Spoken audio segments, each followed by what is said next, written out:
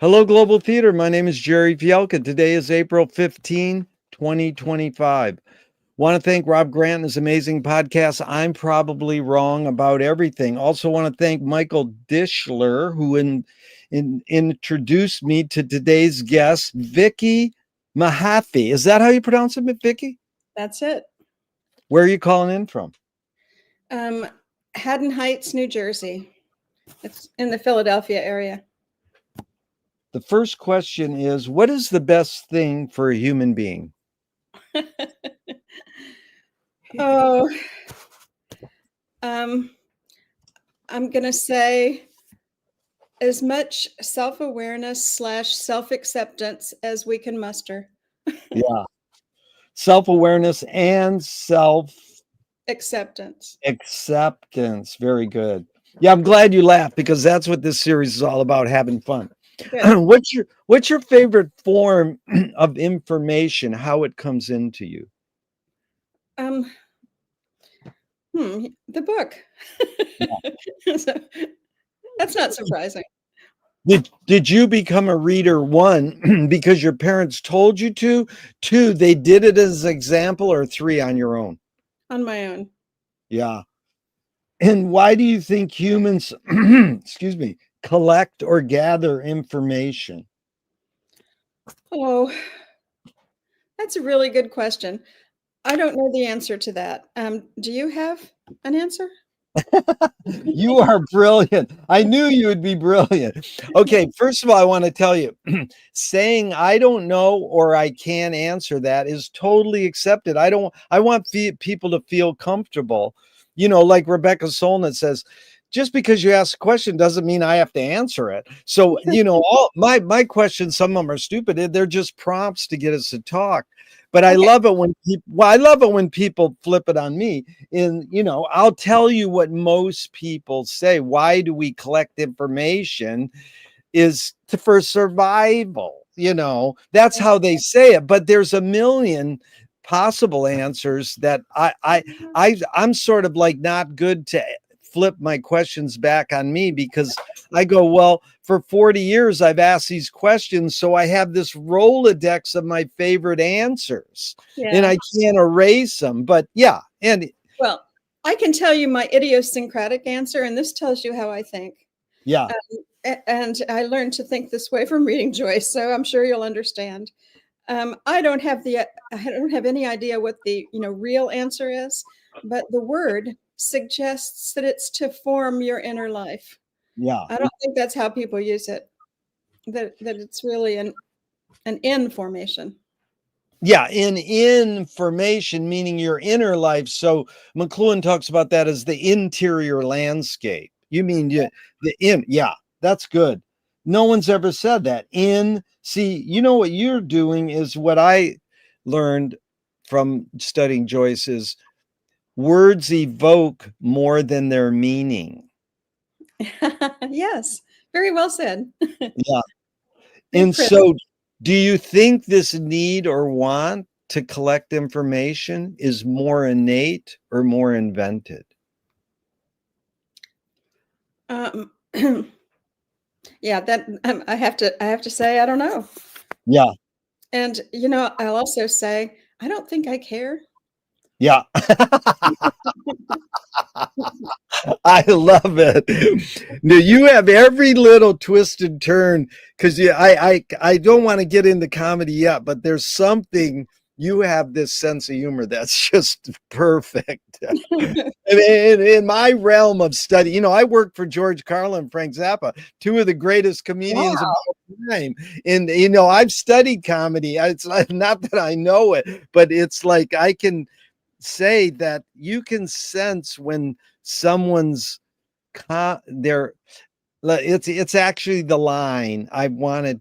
As soon as I heard your 30 minutes with Adam Savage, I wanted you to hear is McLuhan said, Joyce used the pun as a way of seeing the paradoxical exuberance of being through language.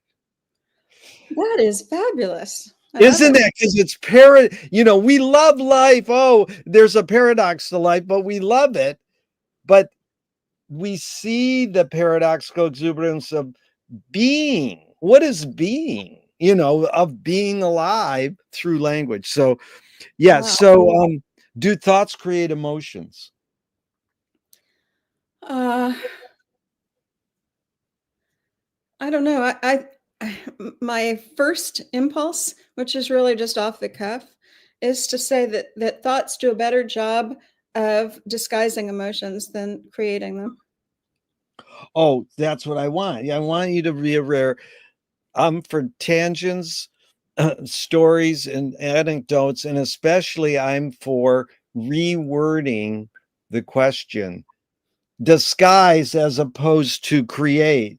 So, it's me and you versus the wording on the questions. So Okay. that was good. Yeah, a disguise is a great. Okay, fill in the blank, Vicki. I don't know what I think until I. Oh. um, I don't know what I think until 10 years later. That's good. This great Wakean at Sweeney's, she's studying the wake with Sam Sloat and all these people. She goes, I don't know what I think until I rant about it for 30 minutes. But McLuhan says, I don't know what I think until I say it. Joan Didion says, I don't know what I think until I write it. Yeah. So, yeah, I like the time. We're going to get into time. Very good. I'm a marinator. I'll just tell you, Jerry, I'm a marinator. And so I Yeah, really have to let it marinate for a long yeah. time before it becomes No, marinating is what it's all about. Flavor. That's good. Can humans think without language? um I don't think so. Well, I don't know. I'm inclined to say I don't think so, but I don't really know. I spend a lot of time watching 2 to 4 year olds, like my grandchildren, and they can think, um, but I'm not sure that they could do it before they started being able to speak. So, Yeah. So Chomsky says language is not just words, it's a culture, a tradition, a unification of community, a whole history that creates what a community is. What mm, do you do? What do you do when language doesn't work? When language breaks down, what do you do? when it breaks down for me, or when it, Yeah, you put in the context you want. If you're, say you're at the store and you're talking to a clerk and in, communication breaks down, what do you do? oh, I think communication breaks down most of the time. Yeah, So, I try to live for the moments when it might, you know, create a circuit. Um, yeah, but I grew up in Texas, and there was very little communication in my past. So, I mean, verbal communication. There was lots of other kinds of communication, but the verbal communication was kind of thin on the ground. Um, so, I think that, and also I've been a teacher for decades, and that many times, as you can be as articulate, as passionate as you can be, but many times you can see it hasn't landed. um, so uh, it just makes me feel much better about the times when something has a charge, as opposed to the usual misfire. yeah. Beautiful. You're a wordsmith. That's great metaphor, misfire. So, your observations of humans in general, are we more thinking beings or more feeling beings? um, it depends on whether or not you're an academic. Very good. Academics are more thinking beings, and but I think that I really do think that the intellect is often a defense against feeling, and so many of them come up dry on the feeling score. uh, I I think the ideal for me is to try to have those two things in balance. Yeah, Imbalance is it. Well, that's exactly what I always follow this up with is we invented the words thinking and feeling. We think we can separate them, but you can't really. But Yeah. Bridget Bardot says, when I make love, I don't think. And I'm like, good luck. How do you turn your brain off? Or like people who meditate, they go, okay, now think about not thinking. And there's a bumper sticker on a car in my street and it says, don't believe everything you think. And I'm like, well, you could say, don't believe everything you feel. Yeah. These are two from Alan Turing in the 50s. One is thinking a function of the soul. Thinking a function of the soul? Is Yeah. thinking a function Yeah. of the soul? Is thinking a function of the soul. Yeah. It can be. Yeah. It isn't always. Yeah. The second Turing question is, can machines think? I don't know. AI doesn't think worth a damn. I mean, I'm sure there are certain applications in which it does very well, but most of the time it doesn't work as well as Google, in my Yeah. experience. So, Yeah. Do you more pursue happiness or more pursue meaning? oh, meaning.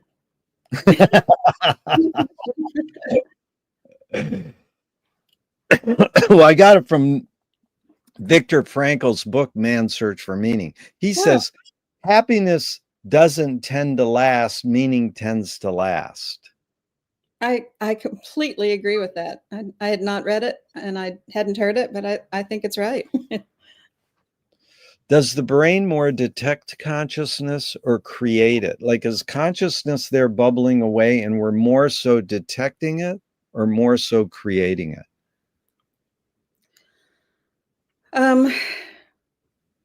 Well, I think it'll bubble away even if you don't try to create it.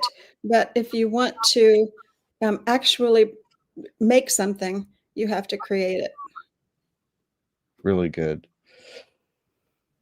What's faster, speed of light or speed of thought? Speed of light. Audre Lorde, the poet, said, you can't dismantle the master's house using the master's tools. Her colleague, Yvonne Rainer, said, oh, you can if you expose the tools. What new tool do you suggest? For dismantling the master's house? Well, again, you put it in the context you want.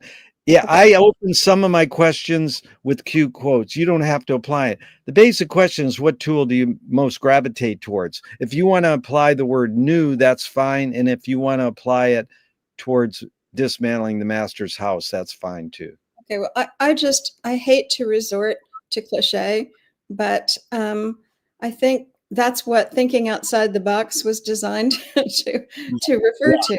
That it's really creativity, imagination, passion, Yeah. and actually, how should I put it?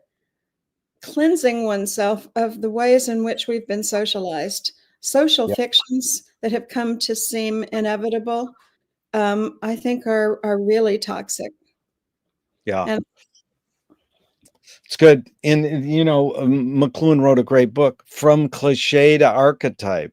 I love it when people understand that I'm kind of asking for more of a non-tangible tool. Because when you say the word tool, it kind of implies, oh, do you mean like, AI or cell phones or computers or whatever? So yeah. what new toy do you suggest? Toy.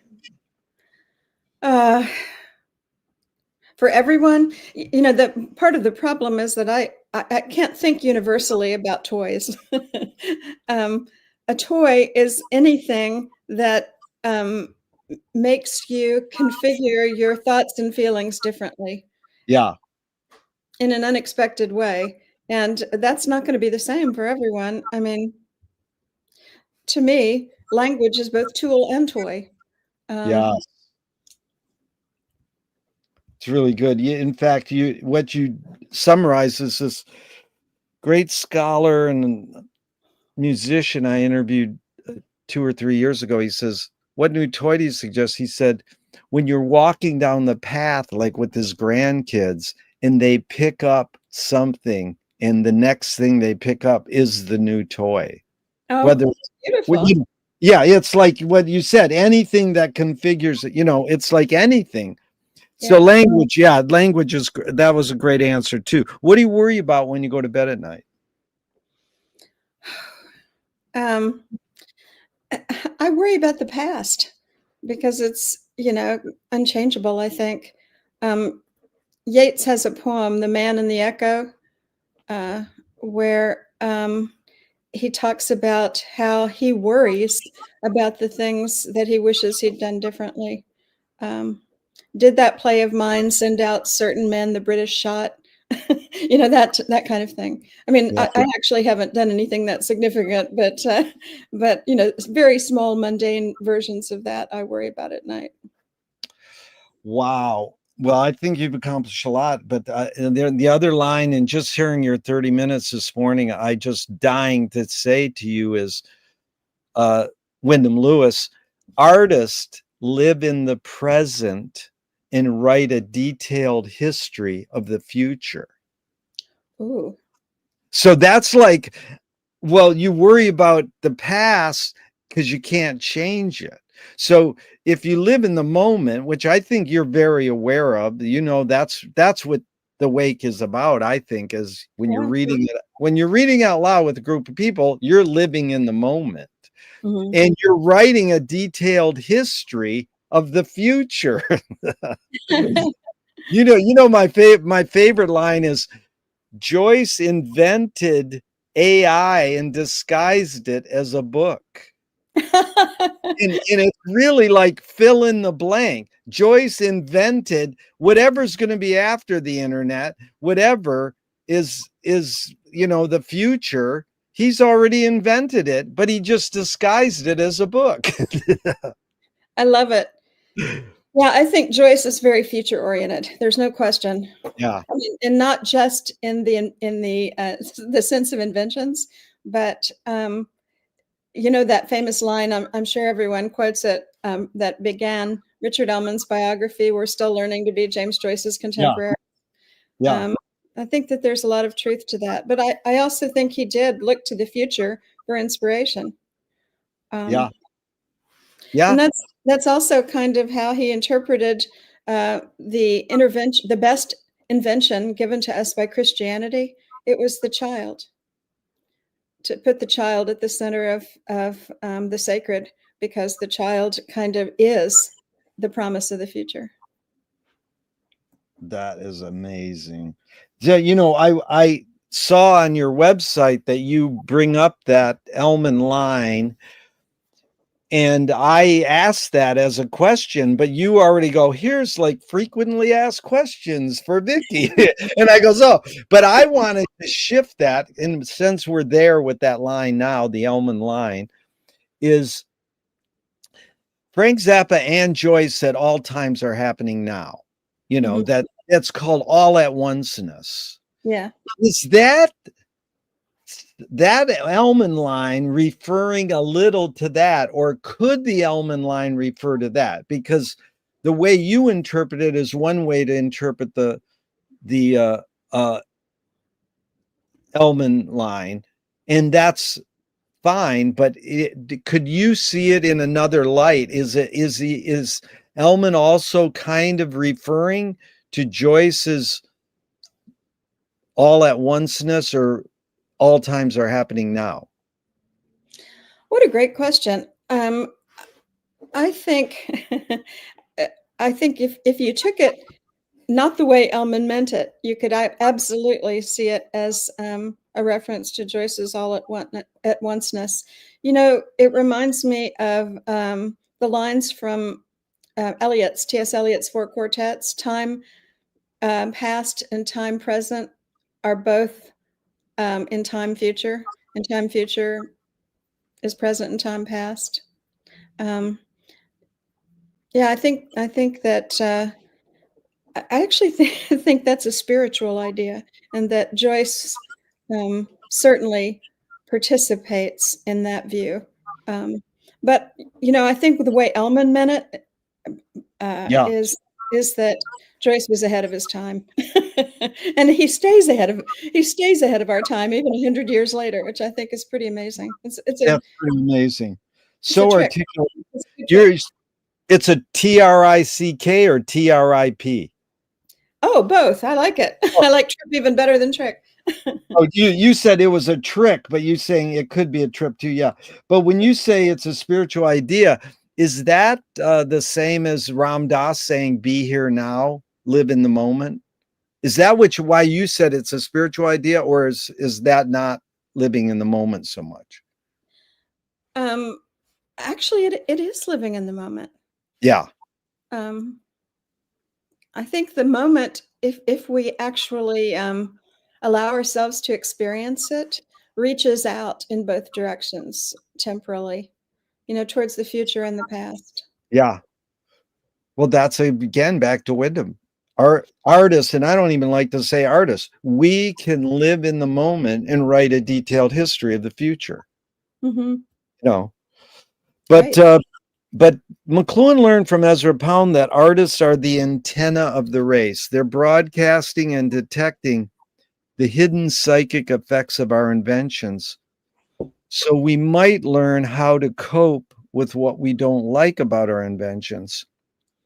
So, Vicki, I asked you the question Marshall probed his whole career. Why do we ignore the hidden psychic effects of our inventions, even though the artists are broadcasting them to us?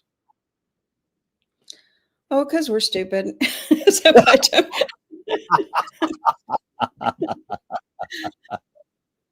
Um, I don't know. People, distract themselves with all kinds of stuff, including me. But I do think that artists do exactly um, what what you have said. Yeah, That it's an incredible resource. it is. And it's funny because Frank Zappa wrote in his book, stupidity could be, they think oxygen is the building block of the universe, but it could be stupidity, which is which is basically another view is not knowing. Mhm. You talk about academics, well, we know stuff. Well, how do you unlearn and how do you not know? You know, I think that's the whole trick. yeah, It's like Socrates saying that the beginning of wisdom is realizing that you don't know anything. yeah, And it's so much more fun to realize how little you know. I mean, that's part yeah, of the joy of Finnegan's Wake. yeah. Do artists have moral obligation? Well, it depends on how you describe moral. I think I prefer the word ethical Yeah, because morals can be prescriptive. It can be someone telling someone else how they should live, and I don't like the word should. yeah. Um, but ethical suggests attentive to the effects on other people of what you're doing. And yes, I mean, to be an artist, especially if you publish or uh, show any of your artwork, is to actually put it in conversation with other people. And so, not to be aware of that is to be. I mean, there's an ethics to doing that. I have that same line. People go, you should do this or you have to do this. I go, there's no should have and there's no have tos. Yeah. You want to suggest the art of persuasion, but you have to do this. There's no have tos. There's no shoulds. Are you more afraid of new ideas or more afraid of old ideas? Um, I'm actually not afraid of ideas. Yeah. I'm with Oscar Wilde, who said that nothing should be unthinkable. Some things should be undoable, but nothing should be unthinkable. So I like That ideas, old and new. nothing should be unthinkable. That's Oscar. But you also said nothing. What was that second part? Some things are undoable. In other words, Undoable. Some things are undoable. That's good. that one really should not be doing them. But because actions obviously can't be reversed. Thoughts are reversible. You Yeah. can change them. They're dynamic. But Yeah. actions, once you've done them, they're there. That's good. I love Oscar Wilde saying, everything's in public domain. My friend won 2 Oscars and we're talking and he goes, IP. And I like, what's IP? And he goes, intellectual property. I goes, IP on IP. I love it. Can you conjure up your earliest memory ever, or one of them? Ooh, yes. I was a child, maybe 2.5 to 3, and I was living in France, in a small village, in a U.S. Air Force base, not too far from Verdun. And my parents sent me to a French nursery school where they didn't speak any English. And I remember sitting there, not understanding a word, but watching the motes of dust in the sunlight and feeling incredibly happy. Wow, that is so cool. And so, is memory more a curse or more a blessing? Well, memory is an unconscious artistry. And I think it's a blessing to the extent that you can see it as a work of art that somehow operated without your consent. Yeah. And then if you recognize that all memory is selective and all art is selective, that's what art is. It's a selection, from the vast archive of possibility. And memory does the same thing, but it does it in ways that have real effects on you, even though you didn't choose the shape that it took. So anyway, I think memory can be either a blessing or a curse, depending on how you use it. Beautiful. Tell me someone within your immediate family who had an impact on you, and what specifically was that impact? Well, it was my father, and we're coming up on the 1-year anniversary of his death, so I've been thinking about him a lot. But I was born when he was still in college. That tells you something. And he was taking classes, and he loved to read poetry to me and then explain how it worked. I remember him reading The Walrus and the Carpenter, and he would talk about the phrase, and they talked of many things, of shoes and ships and sealing wax and cabbages and kings. And then he'd stop and he'd say, you see why that's funny? Because cabbages and kings start with the same sound, but they're very different in size and power. Wow. In your age, what, when he's doing that? That's 2 or 3. I was under 5. Wow. That is a great dad. Now this very concise and articulate again. Thank you, Vicki. So now the same question outside your immediate family, someone who had an impact, and what was that impact? Oh, I think my English teacher in high school, my sophomore year of high school, I spent it away from Texas, in Westport, Connecticut. And I had the most wonderful English teacher. And he accused me of plagiarizing my paper. And it was on Dostoevsky's Crime and Punishment. I was in 10th grade. I was in 10th grade. And anyway, I told him I didn't plagiarize it. And I talked to my father about Crime and Punishment because it was a book that he liked. And, maybe that conversation went into it. But anyway, what I liked about him is that he couldn't believe that I had written what I'd written. And there was both insult and compliment in that. But it made me want to do better. Yeah. Wow, that really applies to my life. That it just happened. It's again what I learned. McLuhan learned from the wake is, how do you turn a breakdown into a breakthrough? How do you turn that? How do you turn that rejection into a redirection? Like, Yeah. and the other one is Jean Cocteau. It's really good. He said, when you write your first paper or you make your first piece of art or whatever, and your family or friends and teachers go, oh, that's good, but you should do this, whatever, take the criticism and exploit that for the rest of your life.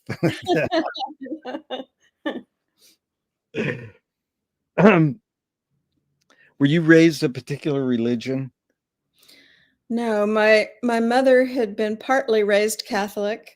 Her mother had gotten kicked out of the church for marrying a Protestant, but a lot of her family was still religious, and my father was an atheist. And so every so often, my mother would take us to the Methodist or Presbyterian church, but she obviously didn't take it very seriously. But I was actually interested in religion, not so much religion as spirituality, but Yeah. Do you pray? um, not not enough. I actually love the idea of praying because what it suggests to me is a radical openness of mind and heart. That you're essentially saying, I don't have this one. you know, can you expand? Uh, Yeah. can you expand me? So, I love the idea of it. Do I do it? No, not enough. Yeah. No, I love you adding not enough. My dad, when the 60s health revolution, healthy food came in, we would say, Dad, don't eat that. It has preservatives in it. And he'd go, I need all the preservatives I can get. So that's like, I like to pray as like, yeah, why not? I mean, if it doesn't work, so what? It's still, if it makes you feel good and it might move the project forward, why, or it's like my favorite Phyllis Diller joke. Housework can't kill you, but why take a chance? That's great. So you almost flip it, like, well, why not? Well, I actually have a version of that preservative idea, which is that I think alcohol is a preservative, and it literally is. So, Oh no, it is a preservative. That whatever that chemical is in the red skin of grapes, mm, that's proven that will help you live longer, or it helps you be healthy. Yeah. If God does exist, what would you like God to say to you after you die? come look at these star nurseries. They're I actually saw some wonderful films that were made from big data in the giant computer at the University of Illinois, Urbana-Champaign. Yeah. And one of them was a picture of star nurseries, a film which showed you how stars are born. And it was the most incredible thing I've ever seen. I think the very idea that something in the universe gives birth to stars um, blows my mind. I'd love to see those. I'd love to have a That is tour. that is so cool because 80% Vicki go, you did a good job. It's like, I know you want God to tell you did a good job, but people like, what? I always go, if God was going to speak to me, I'd say, who killed Kennedy? Like some question, like, could you give me a tour of the star nurseries? Oh yeah, step this way. Oh, you would love this one too, because you have a sense of humor. Is with all the Finnegan's Wake reading clubs on Zoom now, it's quite remarkable, and the person gets to heaven or hell. You can go either way. Gets to hell or he gets to heaven, and St. Pete is standing there, and he peeks in and he goes, "You've got Finnegan's Wake Zoom reading groups in heaven?" And St. Pete goes, "That's all we got." I love Yeah, so it's the same thing. He goes to hell. "You got Finnegan's Wake?" He goes, "Yeah, that's all we got." It's like, oh no. um, do evil people exist, or does evil use people as a vehicle? Oh, I'm tempted to try and address this theologically, which could be very boring. I mean, monotheism, as I understand it, suggests that there's only one principle, and that evil is simply a divergence Yeah, from, that life principle.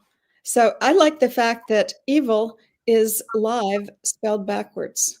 yeah, Evil kind of takes you away from life. yeah. Really good. The real hidden question there is, how do you advise someone to deal with an enemy? And I'll set it up. Alan Watts says, if you acknowledge your enemy, you empower them. Coppola stole from the mob and the samurai: keep your friends close and your enemies closer. JFK said, forgive your enemy, but don't forget their name. And Fellini says, I need an enemy. So it's a lot of thoughts. The basic question is, how do you, Vicki, advise someone to deal with an enemy? But first, how would you respond to Alan Watts? If you acknowledge your enemy, you empower him. Um, I think there's a lot of truth to that. Yeah, Unfortunately, you have to acknowledge them to yourself, but not to acknowledge them to them. yeah. Um, That's pretty good. So now if one of your grandkids gets bullied, how would you advise them? ooh, one of my grandkids just got bitten today, so it wasn't bullied, but you know, um,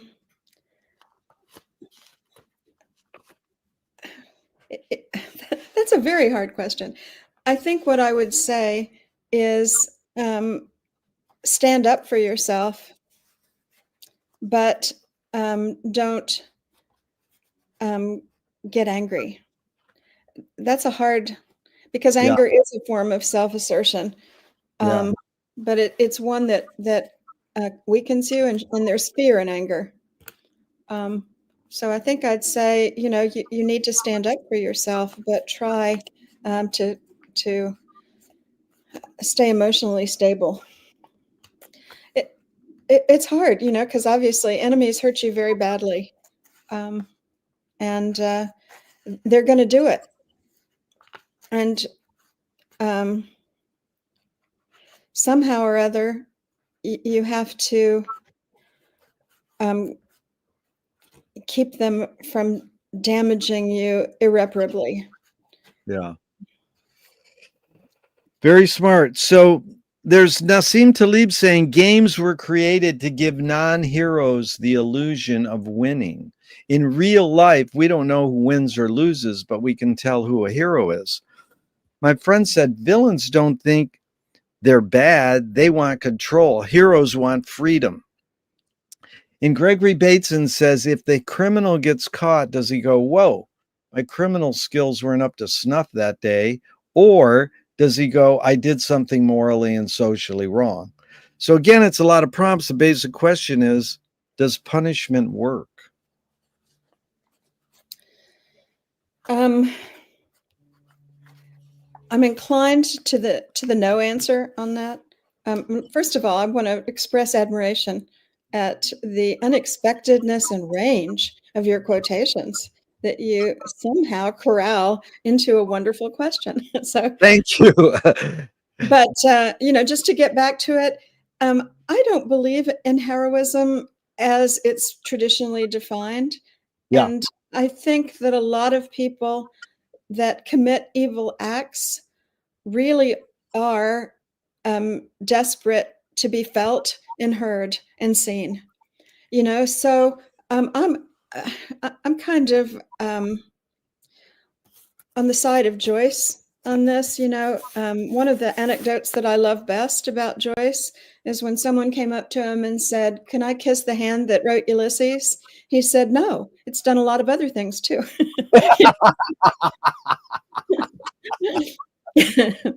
That's kind of how I feel about heroism and evil. That we all are bad in some ways and fabulous in others, and Yeah. it's very hard to know the difference ourselves. But I don't think anybody is overall heroic or overall evil. Yeah.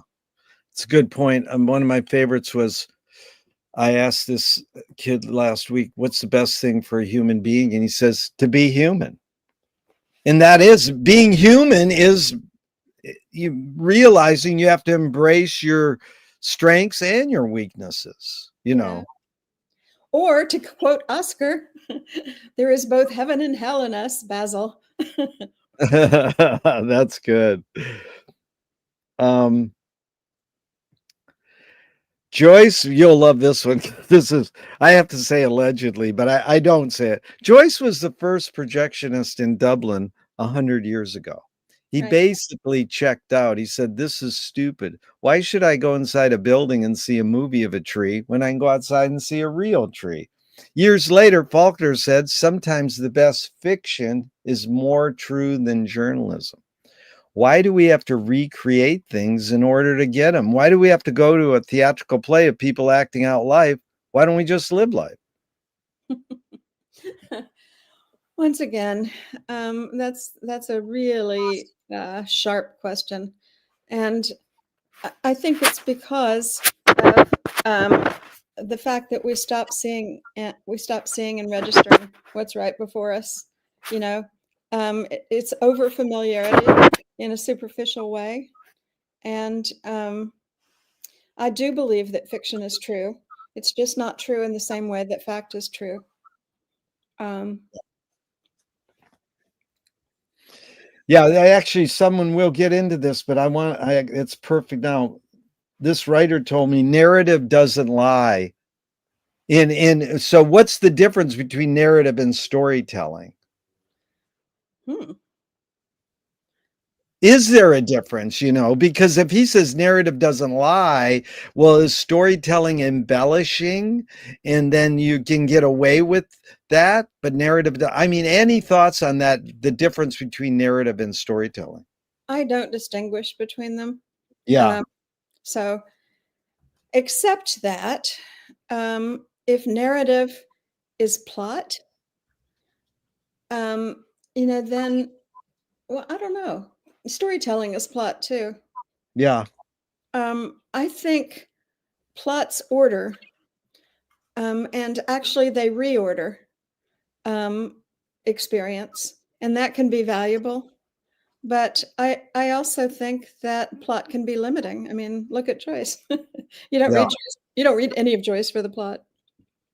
So Really good, because there's a line I skipped this and I want to go back because you said experience.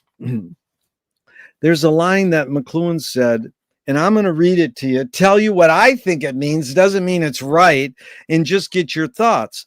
He said, everybody experiences far more than they understand. Yet it is experience rather than understanding that influences behavior.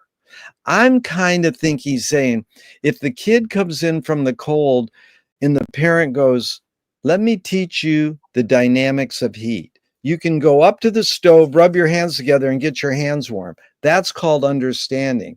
Experience is, don't touch the stove, it'll burn your hand. So is he kind of saying maybe we should have understanding shaping our behavior, but really we let experience shape our behavior more. So I kind of put it in a value judgment, but I could read the quote again and just get your thoughts. Everybody experiences far more than they understand, yet it is experience rather than understanding that influences behavior. okay, I'm going to come at this from a odd angle, which is I think that imaginative experience counts as experience. Yeah. And so experience is something that has an impact on you. And understanding doesn't necessarily have that impact. In fact, understanding kind of lessens the impact of Yeah. many things. So that it gets back to your question about, whether storytelling or narrative can be true, or Yeah. whether fiction can be true, because it's an experience. Yes, it has the same effect on us as other forms of experience if we're really present for them. Wow. So, Vicki, walk us through your dad's reading you poetry. You're learning literature early on, poetry, the act of reading out loud. Where's your tipping point to say, I want to be an educator, I want to be a writer? What did you study in high school and college? Where's that? That's what I want to be. Where's your tipping points? Okay. I'm glad you're laughing. Well, I moved every year growing up, which meant that every friend group I made, I had to say goodbye to and start over again once a year. And books I could take with me, and I could reread them. And, so they became my friends early on, through all of that dislocation. But I didn't realize that I wanted to do what I ended up doing. I went to the University of Texas at Austin, and they didn't make me have a major in the plan that I was in. And so I just took courses that interested me. And one day they said to me, if you took one more course, you'd have an English major. And I said, wow, that's so surprising. Um, and I think that's how I learned that this was something that I needed to take seriously, because it just was the thing that drew me more than anything else. Yeah. Wow. So then are you saying I'm going to be a writer or an educator, or they just were hand in hand? Was there a separation? Like you're educator for a while and then you started writing books and articles, or No, I think I didn't like to speak in college. It made me very nervous to speak out loud, and it's partly because people made fun of me growing up. Because in Texas, it's a social error to use words of more than two syllables, and and I was using words from the books I'd read, and I frequently didn't know how to pronounce them. But I think I got a lot of teasing from it. And anyway, so I never thought I would be an educator because it involves speaking. When I wanted to make a comment in class, I would write it down first and then read it. But I think what happened is that my intense connection to the meaning of what I was reading ended up carrying me. And I think that teaching and writing are really very similar. Writing is to people at a distance that you don't know, it's more of a hopeful thing. It's more of a message in a bottle. Whereas in a classroom, you can actually see how different things are going down, and that's very important feedback. So I think they're very similar. yeah. That's really evokes one of my favorite lines. I got a good education and I know how to mispronunciate correctly. Yeah, that would be me. So McLuhan says everything we invent extends some humanness. Knife and fork extends our teeth. The shutter in a camera extends our eyelid. And even say non-tangible, say religion or philosophy might extend consciousness. What does the writing utensil extend for you? Whether it's a keyboard or a pen, what humanness? Well, I have a chapter in my book that came out this year called "On Writing by Hand," and so I do think that the hand is what's being extended. If you see the hand as something that is um, moved by the head and the heart. Yeah. You are brilliant, man. You're like the ultimate interview for me because I ask these questions because I want people to answer them the way I feel. And like every answer, you're like, that's what I want to say. That Oh, is good because I'll tell you why specifically is when I ask filmmakers that, what does film extend? They'll say the eye or memory, and well, the one poet in Italy said, what does the pen extend for you as a poet? And he goes, my tears. And I mean, that's all beautiful, yeah. but McLuhan said, what does film extend? Your foot, because you're traveling. And so, right off the bat, the cliche is, oh, it extends your hand. Well, yeah, because guess what? We don't need pens or keyboards. We could have taken our finger and written in the sand for the end of time. But then they go, no, you can't carry around a bottle, a flat thing of sand. So, really fun, Vicki. I appreciate this. I do too. A screenwriting teacher told me that great art is when you can clearly see the intention of the maker. Stanley Kubrick says the opposite. Great art is when you can clearly not see the intention of the maker. When you're writing one of your books, what role does it? And now I should make it clear. Do you only write nonfiction, or do you write fiction and nonfiction?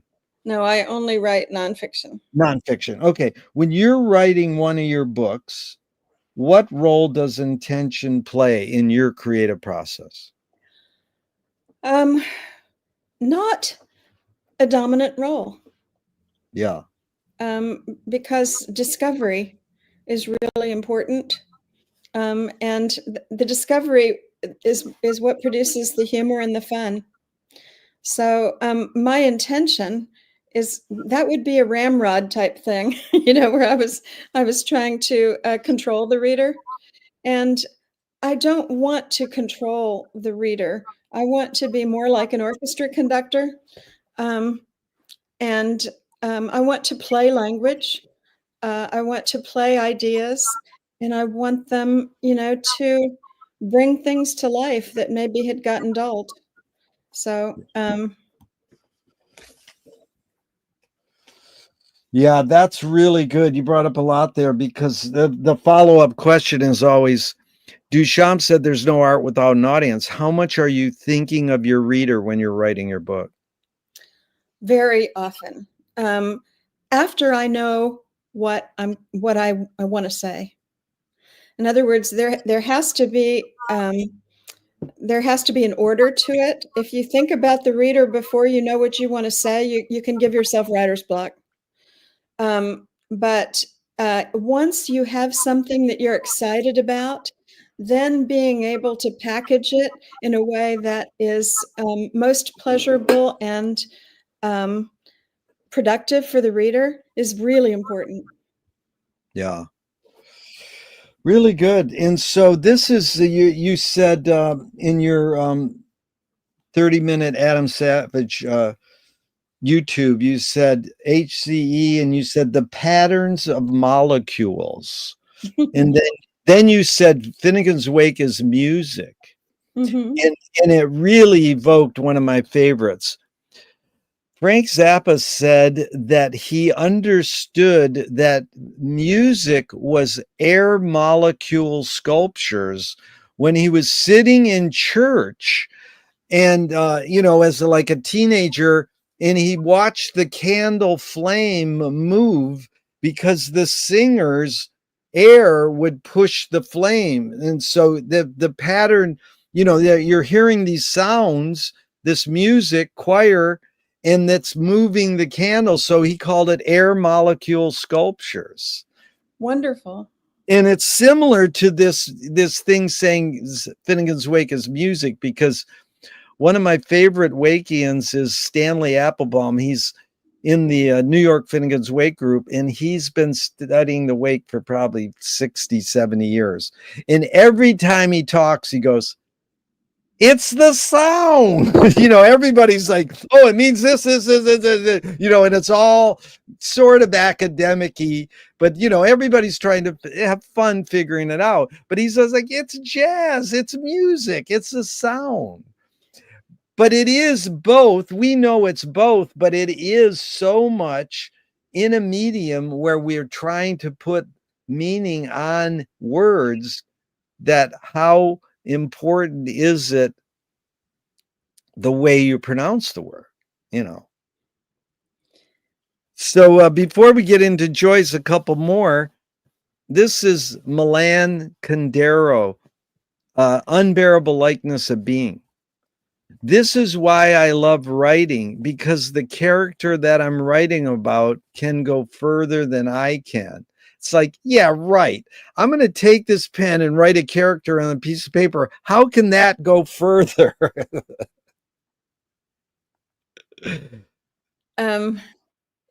Yeah.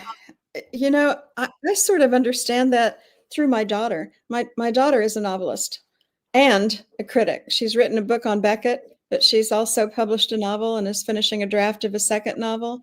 And reading her novel was very, very weird and wonderful for me.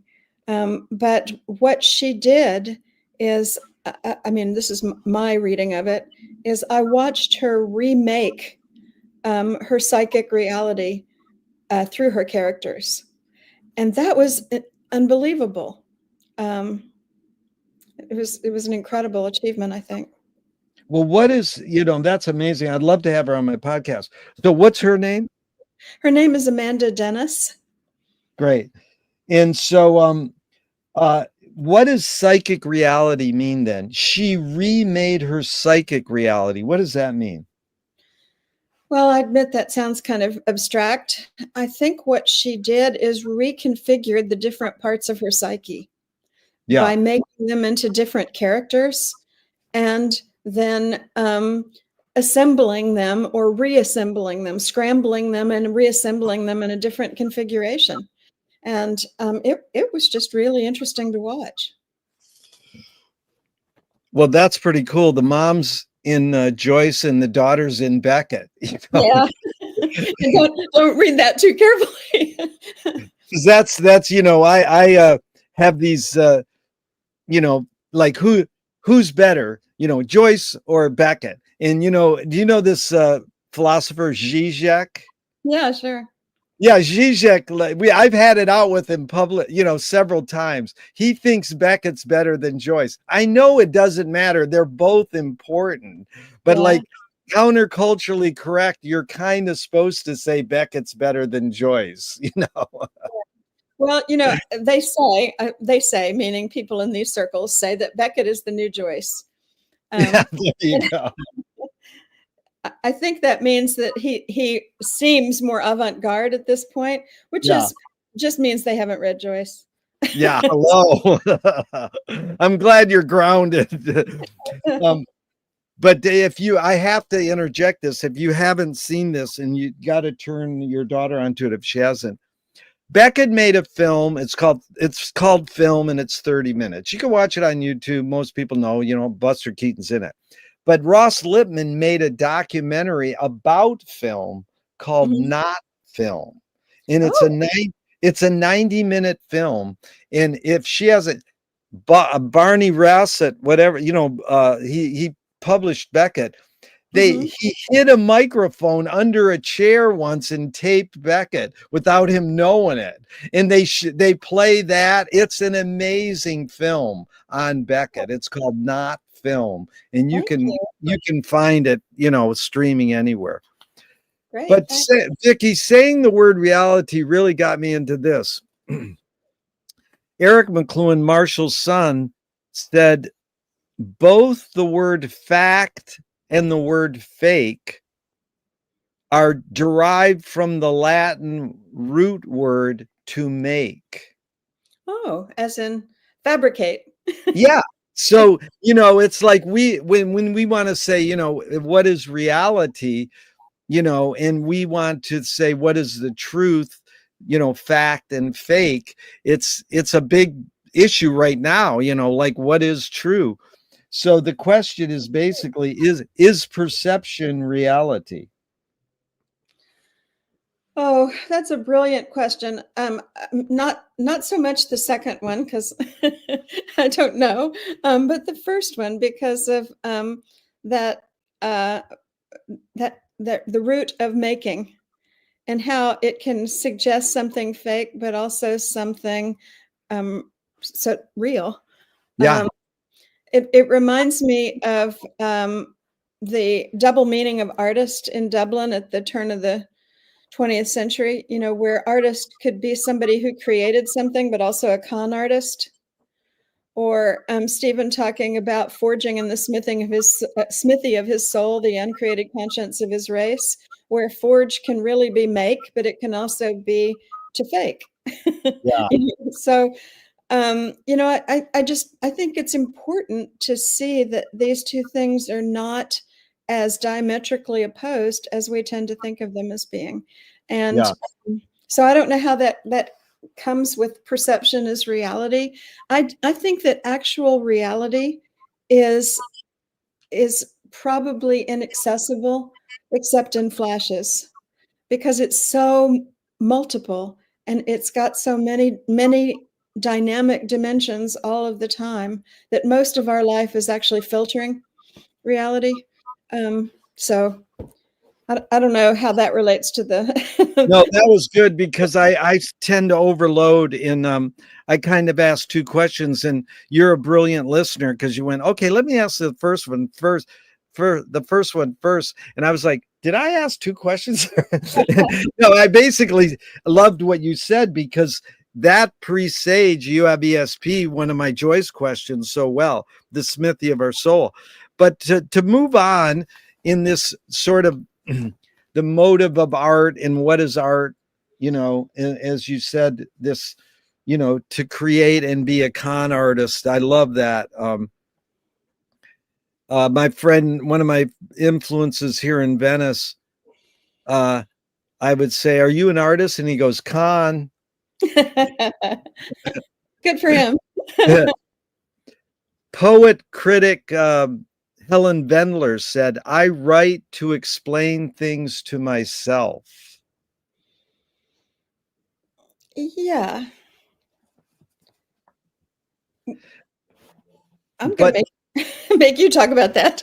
but it's more like, I'll do it's like Maria Callas said, in order to be an artist, you have to have half your brain in control and half of it out of control. And Steve Martin loves to quote David Mamet, art is a product of the unconscious mind. So, that sounds romantic again, like you're tapping into, or even George Lakoff says, uh, oh, we're operating 80% unconsciously. Well, since we started an hour ago, I think we're both been pretty conscious and present. But Mhm. how can we be operating in unconscious or subconscious when are we pulling the wool over our own eyes? Are we really present here now 100%, or is there some other force running us?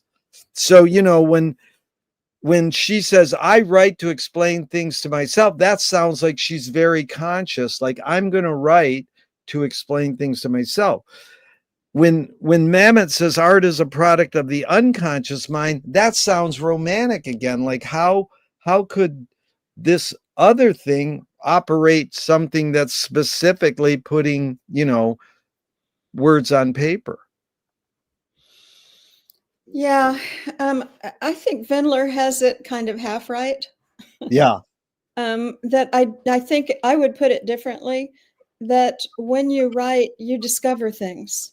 yeah, And that, that is a powerful motivation to write. That sense of unexpected discovery and extension of, what you currently know. But there's also a way in which things well up inside you that you didn't know were there, remember were there. And that, that really is the way I see the unconscious operating. The unconscious is just the detritus of Yeah. all of our experience. You know what I mean? And that it's in there somewhere, although it's in a remote location for most purposes. And writing taps into it. Yeah. I don't know if I would say it's 80%, but I love the fact that you can tap into that repository Yeah. of experience and Yeah. fantasy and imagination. Yeah. Moral. Amazing. So then they asked, and then how much do you know you're doing that, or do you just go, I'm an artist, I'm going to let this, because this is Bertolt Brecht asked Charles Lawton, why do you act? Why are you an actor? And he says, because people don't know what they are like, and I think I can show them. Now that's like with confidence. I mean, you're going into your writing. Are you feeling like Lawton there? You're going, I want, or I need, or whatever the verb is that works to show people something. No, this is the unconscious part. When I start working on a problem or something that's bothering me or something that I want to come to grips with differently, I feel like I've got a stomach bug. I mean, I feel nauseous. I feel unable to concentrate. And it's such a terrible feeling that it only gets better when I get to the point where I can put something on paper. The hard part about writing is getting started. Yeah. And, I think that the unconscious helps you get started because it makes it so uneasy, not to express or to press out something that's inside you that has been, troubling you. Yeah. And talk about troubles. One artist said, art is making your problems other people's problems. Any thoughts on that one? I think it's funny. Well, that was Mike Kelly. When he died, the obituary in the New York Times said, one art critic said, Mike's art made me feel soiled. But here's another one in that sort of vein by poet Fanny Howe. And I can never understand this one, so I always ask people, your take. The point of art is to show people that life is worth living by showing that it isn't. Oh, I don't know. I mean, what I like about that is just the structure of paradox, Yeah. that it relies on. I think you could say almost any paradox, and it might work the same way. I do think that great art takes you kind of to the crosshairs of opposing truths, and yeah, that matters more to me than what she actually said.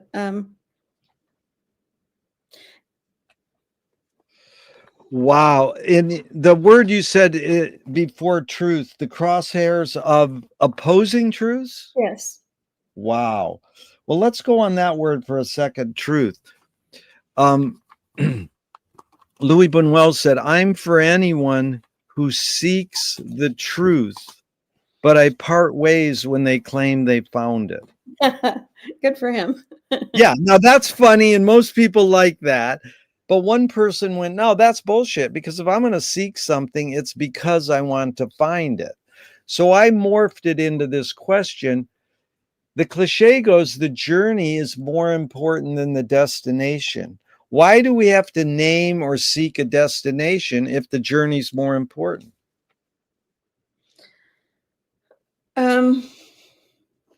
Okay, I'm going to quote Robert Browning.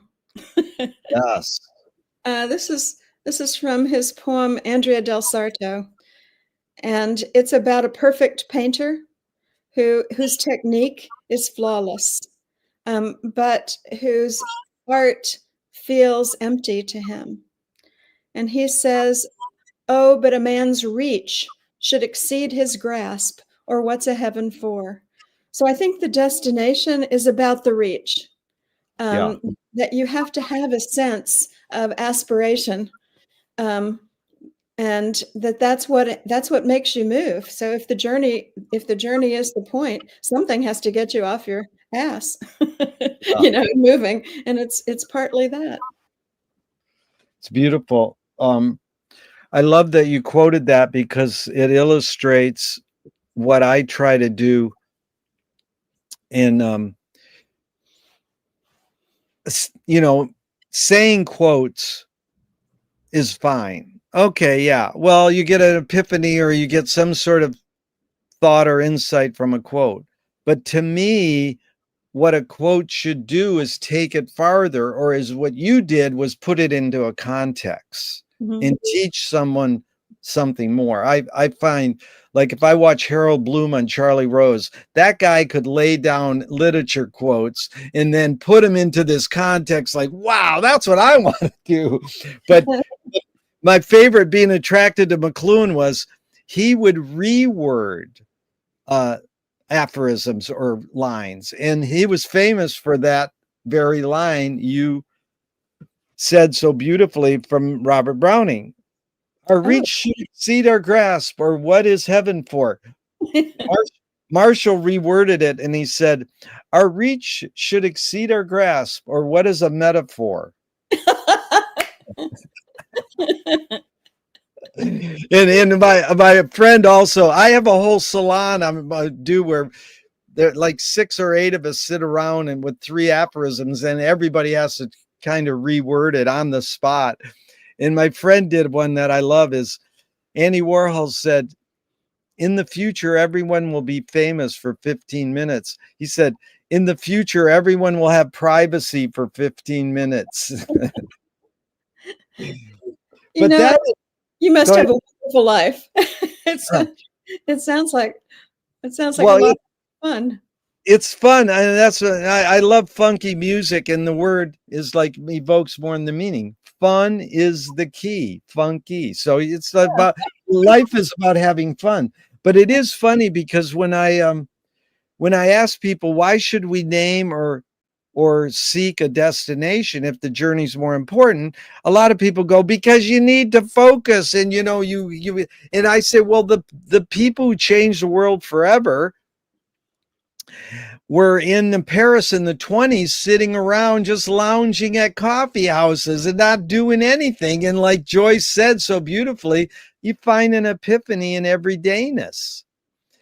And so that's what, led the flaneurs, as I understand flaneurs, you probably could explain it better in being a literature person. Flaneurs is psychogeography. You just wander aimlessly and you'll eventually hit something. Yeah. Yeah. So here's another truth quote I would love for you to respond to. Shelby Foote. A fact is not a truth until you love it. Oh. Oh. Um, I think that's a beautiful way of putting it. Yeah. I think it means that it has to have meaning. A Yeah. fact by itself doesn't have meaning, and it has meaning when you love it, and that means that it has, evoked a reaction, a feeling, um, which makes it kind of whole. That's good. You really get it, because a lot of people do not like that. They're suspicious of that quote. Oh, really? Yeah. And so here is Eartha Kitt. Truth is a theory that is constantly being disproved. Only lies, it seems, go on forever. Hmm. Oh, I love the formulation, but the way I would put it is that all truths are heuristic. They're provisional. They work until they stop working, Yeah. and then they have to be kind of reimagined, recreated, reconfigured. Beautiful. That leads to Proust's question, which they ask on the last page of every Vanity Fair. On what occasion do you lie? Um, I lie when the alternative would be to hurt someone's feelings Yeah. pointlessly in a non-constructive way. In other words, I don't mind hurting someone's feelings if there's a possibility that it could be a constructive comment. But if it's just destructive, if it's just, then I lie. Yeah. That's really good, Vicki, because most people say when it's going to hurt someone's feelings. But again, you put it into a context that was a lot deeper. I appreciate that. And I got to tell you, you might appreciate these too. Tom Waits, on what occasion do you lie? He says, I didn't know I needed an occasion. I love it.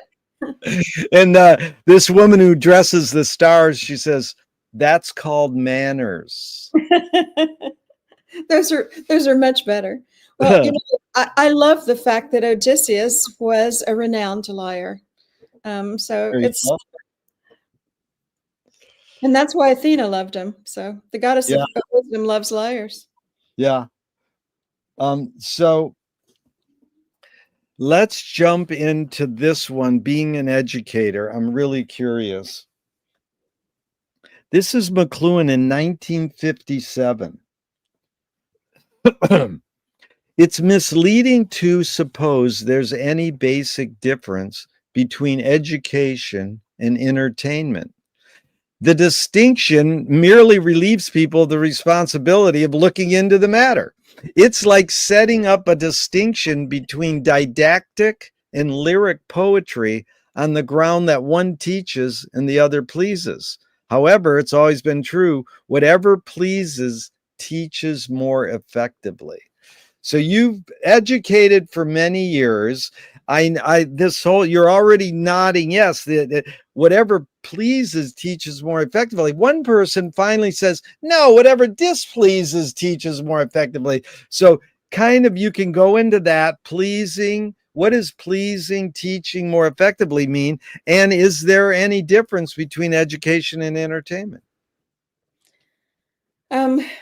Well, education is tricky.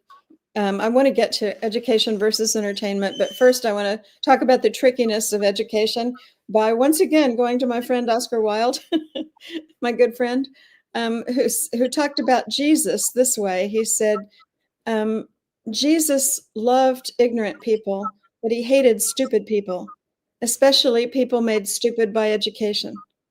Whoa. There is a way in which education is indoctrination, and there is a way in which education is what it etymologically is supposed to be, a leading out of something, like, a closed space, let's say.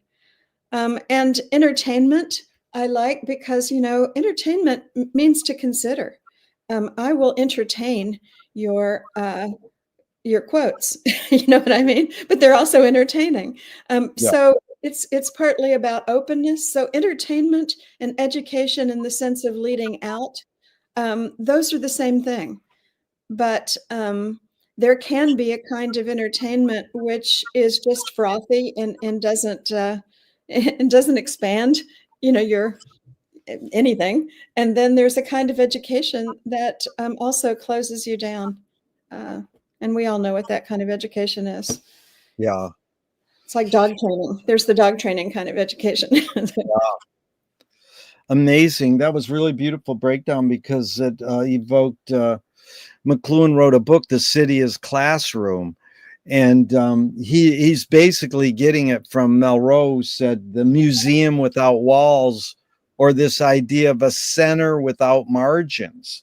So that leading out, I'm an etymological freak, and I never knew that education mean leading out. So it's like realizing there's no center here. It's a center without margin, Yeah. Yeah, great. My mentor was, I wish you could have met her, Mary Jane Schultz.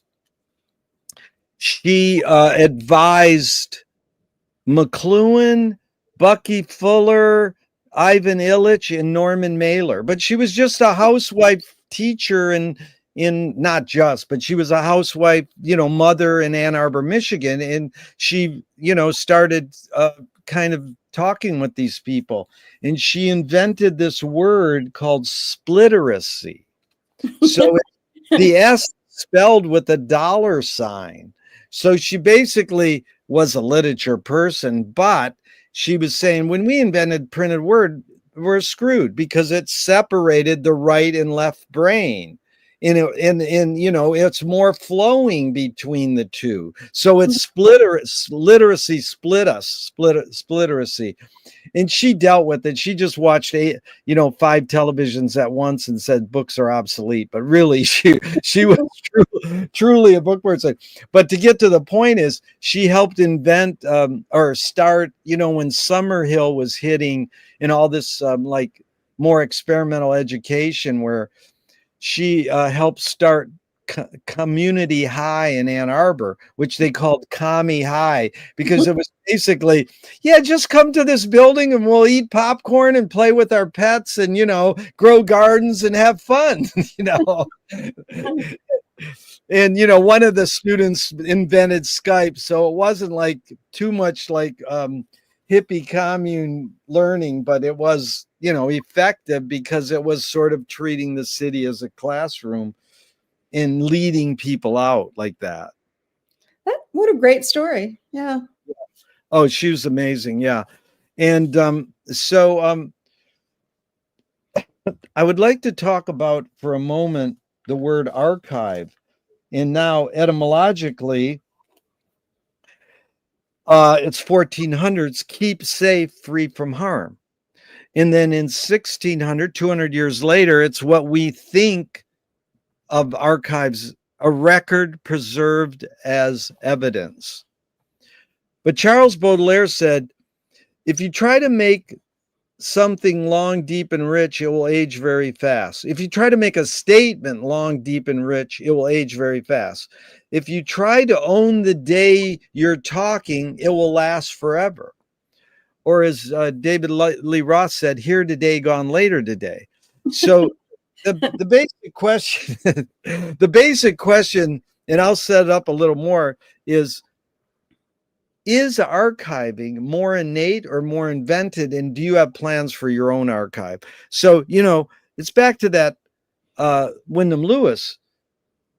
We artists live in the moment, in the present, and write a detailed history of the future. Ram Dass, Eastern philosophy, teaches to live in the moment. Well, if the whole point is to live in the moment, why do we have to collect all this crap, and have boxes and I know me and you are like, I go to a library every day, but I love that the futurists thought up, burn all the libraries and museums. So, the Egyptians would keep stuff in their coffin with them. Like, is this need or want to archive more innate or more invented? Oh, I'm gonna go off on a tangent for a minute and just say, Please. when you were talking about sound and molecule sculptures, Yeah. I once had a theater professor who said that theater is sculpting in ice. Yeah. And I think that living is kind of like sculpting in ice. I'm very grateful that there is a bunch of stuff out there that I can use to sharpen my own thoughts with, but I don't believe that things last. I just don't. So I don't think you can keep them safe forever. So but that's really good. And I want tangents. Like, you don't have, I always say you don't have to answer the question, but it is like you have written books, and the importance of books, and the importance of saving stuff, because you're an educator and you have to save something to enlighten the students. do you think that in earlier on, I love that you said, is it more innate or more invented? And you go, it doesn't matter. It's one of these questions that I've never refined to really get what I'm after. So just going off on any tangent's important. But do you think it is in us to save all our stuff? Or did we kind of invent that? Just your hunch or your guess. My hunch is that we always have an awareness of incipient loss, and that the desire to save is just a counterbalance for that. Yeah. That we want to hold as long as we can, because there is this inevitability of loss. Yeah. That is heavy. Now, do you have plans for your own archives? I'm sure you did prep for all your books. Do you have any place, like if you die, do your kids know what they're supposed to do with all your stuff? No, but I'm trying to figure that out so that they don't have to wade through it. Yeah. Because I like to keep it. And it's not because it's valuable. I don't think it would be valuable to anyone. I just, for me, it reminds me of the immense labor that I have spent trying to refine thoughts, feelings, words, knowledge, the knowledge that I've been fortunate enough to try and gnaw on. So anyway, but do I think anybody else would want it? Nah. But you don't think some college you were related to would take your boxes of prep for your books and stuff? If they needed fuel for their furnace, I don't know. I don't think they would take it. Vicki, you are so humble. You're like Joan Baez. They just made a documentary about her, and they go, "You got any archives?" And she goes, "Yeah, my mom saved everything. It's in a storage space that's never been opened in 50 years." So the filmmakers hit pay dirt. They had everything there, and then they're interviewing her about the movie, and they're saying, "So what are you going to do with your archives?" And she goes, "I don't care, burn it." And her assistant goes, "Oh, we're negotiating with the Smithsonian right now." I think if I had an in, George Lucas is just opening a museum in LA called the Museum of Narrative Art.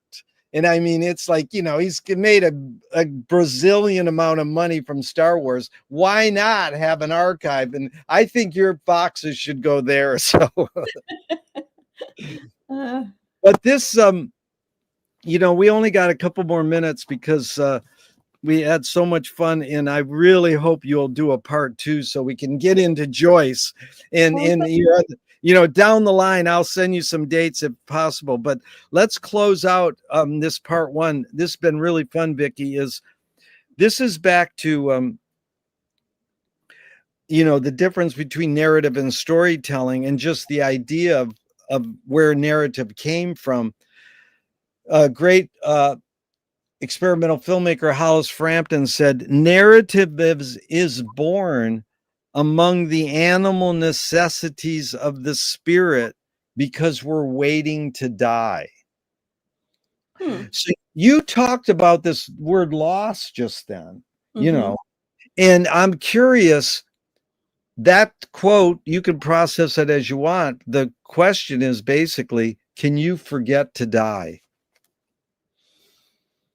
Oh, I don't want to forget to die. This gets back to the paradox. The memento mori. Yeah. I'm more of the memento mori school, where remembering how small I am, how little I matter, actually helps me do what I can, whatever that is, however minuscule the contribution is. So I don't want to forget to die. Yeah. No, that's amazing, because that's what happens when I ask that question. Hmm. People freak out. I go, can you forget to die? They go, what do you mean? And I don't clarify literally or metaphorically, Mm-hmm. because some people take it literally and some people take it metaphorically. I like when people go, can you forget to die? And they go, yes. And it's not that they're rejecting the idea that I want to live my life to the fullest extent. They're Mm-hmm. just like, I don't want to, worry about it. Cause I know as I'm turning, into my 70s, I'm losing it. I know it. And I'm like, okay, I had fun, but am I going to live 20 more years? I don't know, and, Yeah. it goes to that Andre Malraux. He said, art is to transfer destiny into awareness. Oh. So, I mean, that's sort of interesting. Is the idea of death actually, have something to do with destiny? Because we don't know what, like when they asked McLuhan, will there ever be silence? He said things don't exist on their own. They only exist in relationship. Mm-hmm. So we don't know. No one's come back from the dead and said, this is what happens to you. Yeah. So we don't really know. So we will never die, really, because we don't, and that's like Paul Krasner said, I only believe in reincarnation in one of my past lives. That's great. So why don't we close out with this one, Vicki? If McLuhan's right saying all words are metaphoric, then what is the word literal a metaphor for? Oh. The letter. That's cheating. Yeah. No, literal is a metaphor for the letter. The letter. Because literal means coming from the letter. Yeah. Anyway, yeah, I can't give a very satisfying answer to that. Because I love the letter. One of the chapters of my book is on letters. So anyway, Finnegan's Wake is all about the letter, the individual letter. And that's my favorite way of thinking about the literal, just taking it back to the building blocks of language. That is really good, building blocks, because I wanted to make it clear. You mean the letter twofold. You mean the actual letter L, the actual letter E as a building block, but it's also you're saying the letter plays this big part where someone actually writes out a letter in the wake, and that's a big part of the wake, meaning a piece of paper with a lot of words on it. Yeah, and the letters changing places and, moving in unexpected ways and changing, their connotations and their implications and their colors and their sounds. Yeah. Well, that's funny because I don't know, you've studied the wake deeply, and I don't know if you've ever heard this one. I think I made it up, but the word laugh tears, I think, is the DNA for the wake. You laugh and you cry. That's the human condition. You fall and you get up, redemption.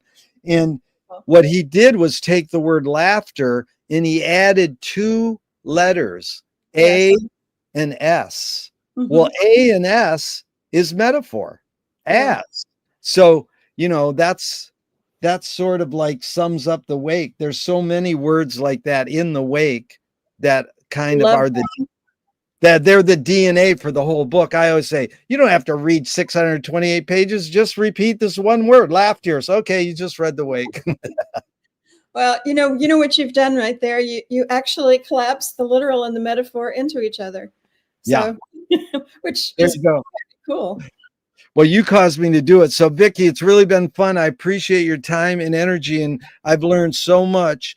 one of the best I've ever had in 40 years. I really, I'm so grateful to you. And I hope. You've been a delight. So Yes, it's been a delight for me, and I will hopefully we can plan a part 2 some months down the line. sounds good. Even though I'm going to hit the end broadcast button, I hope this never ends and we can keep talking forever and ever. Thank you so much. All right. Bye. Bye. Thanks. Thank you.